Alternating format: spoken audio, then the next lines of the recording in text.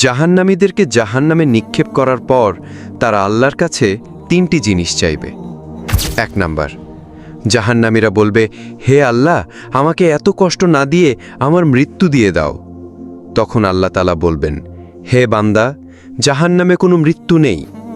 Number 2, জাহান্নামীরা তখন বলবে, হে আল্লাহ, তাহলে আমাদের জাহান্নামের আযাব একটু হালকা করে দেন, 1 মাসে অন্তত 1 দিন বিরতি দেন, অথবা 24 ঘন্টার মধ্যে আমাদের 10 মিনিট হলেও আযাব থেকে বিরত রাখুন। হে আমাদের রব, আমরা আর পারছি না জাহান্নামের কষ্ট সহ্য করতে। তখন আল্লাহ তাআলা বলবেন, 1 সেকেন্ডের জন্য জাহান্নামের আযাব কমানো হবে না। নাম্বার 3, জাহান্নামীরা বলবে, আল্লাহ, আমাকে দুনিয়ায় আরেকবার পাঠিয়ে দিন, আমি দুনিয়াতে গিয়ে শুধু আপনার ইবাদত করব। তখন আল্লাহ বলবেন, দুনিয়াতে আর ফেরত দেওয়া হবে না, আমি তোদের হায়াত দিয়েছিলাম কিন্তু তোরা আমল করিসনি, সুতরাং তোরা চিরকাল জাহান্নামে পড়ে থাক।